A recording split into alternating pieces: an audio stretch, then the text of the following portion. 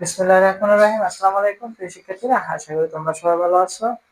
আজকে নবম দশম শ্রেণীর চ্যাট ফাংশনের টাইপ 3 এর অঙ্ক সমাধান করবো। টাইপ 3 এর একটা অঙ্কের মাধ্যমে আমরা সবগুলো অঙ্ক কিভাবে সমাধান করে সেটা আমরা শিখবো। টাইপ 3 এর অঙ্কটা খুবই ইম্পর্টেন্ট, ভেরি ভেরি ইম্পর্টেন্ট, যেটা আমাদের এক্সামে তোমার হচ্ছে যে ভেরি ভেরি ইম্পর্টেন্ট, আমাদের এক্সামে তোমার 99% আসতে পারে। সেটা হচ্ছে শক্তি সেট বা পাওয়ার অফ এ এর অঙ্ক, ঠিক আছে? পাওয়ার অফ এ এর ম্যাথগুলো, এই ম্যাথগুলো আসবে। তো আমি তোমাদেরকে সর্বপ্রথম হচ্ছে বেসিক লেভেলের একটা ক্লাস করাবো, মানে বেসিক লেভেলের ম্যাথ করাবো। তার পরবর্তীতে হচ্ছে যে আমি তোমাদের অ্যাডভান্স লেভেলের একটা ম্যাথ দেখাবো। তারপরে আমি তোমাদেরকে কাজ দিয়ে দেবো। একটা ম্যাথ পারলে তুমি বাকি বোর্ডের যতগুলো ম্যাথ আছে সবগুলো তুমি করতে পারবে। তো এসএসসি 26-27 যারা আছো তারা দয়া করে প্রথম থেকে ক্লাসটি করার চেষ্টা করবে।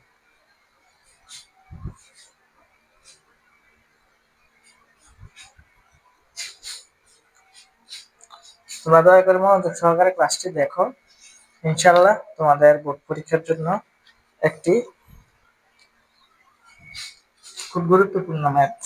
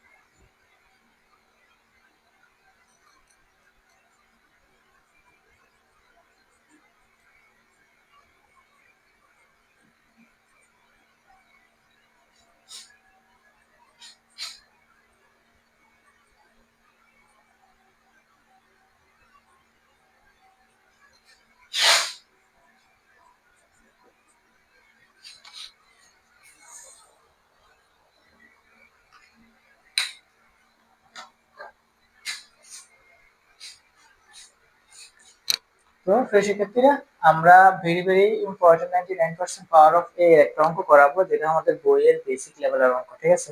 আমরা যদি এই বেসিক অঙ্কটা ভালোভাবে বুঝতে পারি, কনসেপ্টটা ভালো করে বুঝতে পারি, কনসেপ্টটা ভালো করে আয়ত্ত করতে পারি, তাহলে হচ্ছে যে আমরা অ্যাডভান্স লেভেলের বোর্ড কোয়েশ্চেন যতগুলো আছে, বোর্ড প্রশ্নগুলো আমরা সলভ করতে পারবো। তো আমি সাধারণত এই অঙ্কটা তোমাদেরকে সমাধান করে এবং হচ্ছে যে বোর্ডের আরেকটা অঙ্ক সমাধান করে দিবে, এবং হচ্ছে যে তোমাদের টাইপ ভিত্তিক অঙ্কগুলো তোমরা নিজে নিজে সমাধান করতে পারবে। তো আমি শুরু করতেছি বাংলায়। তো এখানে আমাদেরকে শক্তি সেট সম্পর্কে জানতে হবে, ঠিক আছে? শক্তি সেট কি স্যার? শক্তি সেট মানে পাওয়ার সেট। শক্তি সেট বা পাওয়ার সেট হচ্ছে যে সাধারণত যে সেটগুলোর উপসেট থাকে সেগুলো শক্তি সেট বা পাওয়ার সেট বলে। উপসেট কোনগুলো স্যার? উপসেট হচ্ছে যে যেগুলা তোমার হচ্ছে যে ক্রমজোড় আকারে বা হচ্ছে যে উপাদান সংখ্যা আস্তে আস্তে কমতে থাকে, ঠিক আছে? উপাদান সংখ্যা কমতে কমতে একটা সময় ফাঁকা, মানে উপাদান সংখ্যা বিহীন হয়ে যায়, তখন এটাকে আমরা শক্তি সেট বা পাওয়ার অফ সেট বলতে পারি। তো এখানে আমরা সর্বপ্রথম হচ্ছে যে অঙ্কটা করার জন্য আমাদের কি করতে হবে? আমাদের এর মান দেওয়া আছে এবি, বি এর মান দেওয়া আছে এবিসি, আর সি এর মান দেওয়া আছে ইউনিয়ন বি। তাহলে আমাদের পাওয়ার অফ সি নির্ণয় করতে বলছে, power of C equal what? তো আমাদের পাওয়ার অফ সি নির্ণয় করতে আগে সি এর মানটা তো লাগবে, ঠিক আছে? তো অর্থাৎ C equal A union B লিখবো। তো এর মান হচ্ছে আমাদের কত স্যার? এর মান হচ্ছে আমাদের এ বি, বি মান হচ্ছে এ বি সি। তাহলে আমাদের এখানে আসবে এ বি সি। তাহলে অর্থাৎ পাওয়ার অফ সি, আমরা একটা সেকেন্ড বন্ধনী দিলাম, তারপরে এখানে তিনটা উপাদান, এই তিনটে উপাদান লিখলাম। এখন আমরা দুটো দুটো করে লিখবো, এ বি, তারপরে এ সি, তারপরে হচ্ছে তোমার বিসি, তারপরে এবার একটা একটা করে আনবো, এ আনবো, বি আনবো, সি আনবো, তারপরে একটা ফাঁকা সেট। দ্বিতীয় বন্ধনী দেখো, এখানে একটা, দুইটা, তিনটা, চারটা, পাঁচটা, ছয়টা, সাতটা, আটটা। তো সেক্ষেত্রে এখানে আমাদেরকে উপসেট লেখার সময় বা শক্তি সেট লেখার সময় প্রত্যেকটা বন্ধনের পর পর কিন্তু কমা দিতে হবে। এবং প্রত্যেকটা উপাদান সংখ্যা দ্বিতীয় বন্ধনীর ভিতরে আবদ্ধ থাকবে। ফার্স্ট ব্র্যাকেট যদি দাও তাহলে তোমার এই অঙ্কটা কিন্তু নাম্বার পাবে না, বাতিল করে দেওয়া হবে। তো এইখানে আমাদের এতটুকু হচ্ছে যে অর্ধেক কাজ, আমাদের মেইন কাজ কিন্তু রয়ে গেছে। মেইন কাজ কি স্যার? মেইন কাজ হচ্ছে যে দেখা হচ্ছে পাওয়ার অফ সি এর উপাদান সংখ্যা টু দি পাওয়ার n কে সমর্থন করে, যেখানে সি এর উপাদান সংখ্যা হচ্ছে n, যেখানে সি এর উপাদান সংখ্যা হচ্ছে n। তাহলে আমরা চারিদিক দিয়ে লিখি, এখানে সি এর উপাদান সংখ্যা কয়টি? দেখো ভাইয়া, এদিকে সি এর উপাদান সংখ্যা একটা, দুইটা, তিনটা। তো সি এর উপাদান সংখ্যা n,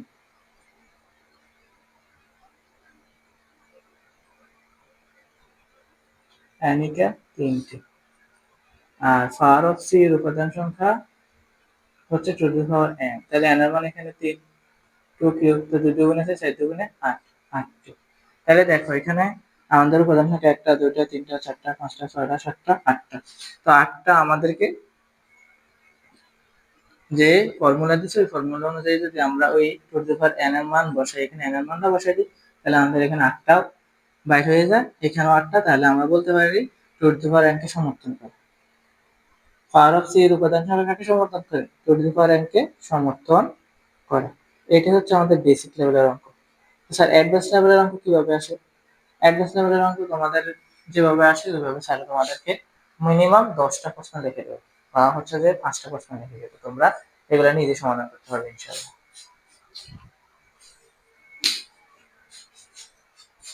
তো সেই ক্ষেত্রে দেখো, আমি টাইপ 3 এর যে অঙ্কটা সমাধান করে দিছি, এই টাইপ 3 এর উপর ভিত্তি করে আমাদের এখানে আমি 7টা প্রশ্ন লিখছি, সব বোর্ড প্রশ্ন। প্রশ্নগুলো একই ক্যাটাগরিতে তোমাদের পরীক্ষা আসবে। যেভাবে অঙ্ক বেসিক অঙ্কটা সমাধান করছি, হয়তো এখানে অ্যাডভান্স লেভেলের কিছু কথা আছে, স্যার তোমাদেরকে এগুলো বুঝাই দিব, ঠিক আছে? টাইপ 1 টাইপ 2 ক্লাস আছে। টাইপ 1 এ কিভাবে হচ্ছে যে সেট গঠন থেকে তালিকাতে কনভার্ট করে খুব সুন্দরভাবে ক্লাসটা করানো হয়েছে, তোমরা দেখে নিবে। এবং টাইপ 2 এর ভিতরেও তোমাদের হচ্ছে যে ওই অঙ্কগুলো আছে, সেট গঠন এবং তালিকা পদ্ধতির অঙ্কগুলো। তো এখানে আমাদের মূল কথা হচ্ছে যে পাওয়ার অফ এ বা পাওয়ার অফ সি শক্তি সেটার অঙ্কগুলো কিভাবে করে সেগুলো নিয়ে এই ক্লাসে আমাদের আলোচনা, ঠিক আছে? তো এখানে ঢাকা বোর্ড 2023 সালে a x belongs to N x মৌলিক সংখ্যা 2 এর সমান 2 থেকে বড়, 7 এর সমান 7 থেকে ছোট আমাদেরকে শর্ত দিয়ে দিছে। এটা একটা সেট গঠন, এটাকে আমরা তালিকা করতে হবে। তো বলছে পাওয়ার অফ এ নির্ণয় করে দেখাও যে এ সেটের উপাদান সংখ্যা n হলে পাওয়ার অফ এর উপাদান টু দি পাওয়ার n কে সমর্থন করে। তুমি যতক্ষণ না এটা সমাধান করতে পারবে না, যতক্ষণ এটা সমাধান করতে পারবে না, ততক্ষণ তুমি এই অঙ্কটাও করতে পারবে না। কারণ দেখো একই প্রশ্ন, আমি যখন বেসিক বইয়ের অঙ্কটা করাইছি, বেসিক লেভেলের অঙ্কটা, তখন এই প্রশ্নটাই ছিল, এবং হচ্ছে যে আমাদের এর মান বা এর মান দেওয়া ছিল, তো আমরা মানটা দেওয়া ছিল খুব সহজে অনায়াসে আমরা করে ফেলছি। তো এখানে আমাদের মানটা আমাদের নিজে বের করে নিতে হবে। X belongs to N x মৌলিক সংখ্যা। মৌলিক সংখ্যা কি স্যার? যে সংখ্যাগুলো কোনো সংখ্যা দ্বারা কি করা যায় না, ভাগ করা যায় না, সেগুলো হচ্ছে মৌলিক সংখ্যা। বা যে সংখ্যাকে শুধুমাত্র এক দ্বারা গুণ করা যায় সেগুলো হচ্ছে মৌলিক সংখ্যা। যেরকম 2 এর বড় হচ্ছে 3, 3 দিয়ে একবার গুণ করা যায়, তাহলে আমরা এটা করতে পারি। এর মানগুলো কি কি? 3 একটা মৌলিক সংখ্যা, 5 একটা মৌলিক সংখ্যা, তারপরে 6 যৌগিক সংখ্যা আসবে না, 7 একটা মৌলিক সংখ্যা আসবে। তাহলে এখানে 3, 5, 7, তাহলে এখানে পাওয়ার অফ এ, তো পাওয়ার অফ এ তুমি নির্ণয় করে বলো অতি সহজে।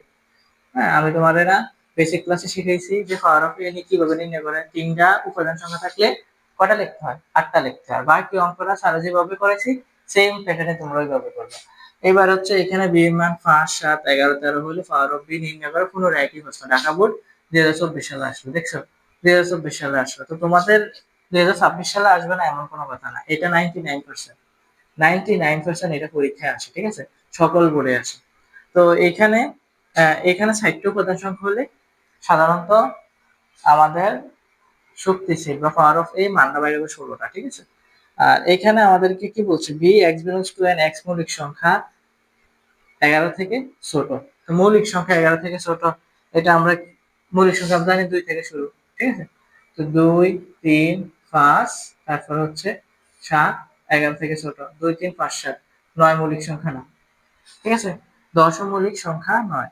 তো সেই মান তো দেওয়াই আছে, তাহলে আমাদেরকে একই প্রশ্ন বলছে। তো এখানে আমাদেরকে মেবি বি বাদ সি প্রশ্নটা দিচ্ছে, ঠিক আছে? বি বাদ সি, তাহলে আমরা বি বাদ সি করে নেব, করে নিয়ে যা থাকে তা দিয়ে আমরা অঙ্কটা করে নেব। আর এখানে একই প্রশ্ন কি বলছে, -3 থেকে বড় আর +3 থেকে ছোট। জেড হচ্ছে একটা কি সংখ্যা, পূর্ণ সংখ্যা। তাহলে এখানে আমরা এম এর মানটা বের করতে পারি। এম এর মান হচ্ছে -3, -2, -1, 0, 1, 2, 1, 2 বলছে 3 থেকে ছোট, তাহলে 1, 2 আসবে। ঠিক আছে। আর এন এর মান কি বলছে, স্বাভাবিক সংখ্যা, হ্যাঁ 3 এর সমান 1 থেকে 3 পর্যন্ত। তাহলে এন এর মান আমরা লিখতে পারবো স্বাভাবিক সংখ্যা ধনাত্মক 1, 2, 3। এরপরে আমাদের এখানে কাজ কি স্যার, এখানে কাজ হচ্ছে সি এর মান এম বাদ এন। তাহলে এম বাদ এন লিখি, এম এর মান বসাইবা, এন এর মান বসাইবা, 1, 2 বাদ যাবে আর বাকিগুলো থাকবে। হ্যাঁ বাকি কি আছে, -3, -2, -1, 0। আর টোটালি এগুলা তো বাদ, 1 ও বাদ, 1 বাদ, 2 ও বাদ, 2 বাদ, 3 তো টোটালি বাদ। তো এখানে আমাদের একই প্রশ্ন, পাওয়ার অফ তোমার হচ্ছে এম বাদ এন, এটা নির্ণয় করার জন্য বলছে। তাহলে এটা উপাদান সংখ্যা 4টা, তাহলে আমাদের আসবে কয়টি, 16টি। তো আশা করি শিক্ষার্থীরা তোমরা টাইপ 3 এর অঙ্কগুলা মোটামুটি নিজেই করতে পারবে। এখানে স্যার মাত্র 4টি প্রশ্ন দিয়েছি, তোমাদের বোর্ড প্রশ্নের মধ্যে এরকম হয়তো মেবি তোমাদের সেট ফাংশন থেকে বোর্ড প্রশ্ন আছে 15 থেকে 20টি। তো 15 থেকে 20টির মধ্যে এই অঙ্কটা দেখবা যে খ নাম্বার গ নাম্বারে আছে, খ নাম্বার গ নাম্বারে আছে 60টা মার্ক। এত সহজ অঙ্ক হাতছাড়া করা যাবে না। তো তোমরা খুব মনোযোগ সহকারে ভালোভাবে এই অঙ্কটা শিখবা। আশা করি তোমরা সবাই বুঝতে পেরেছো।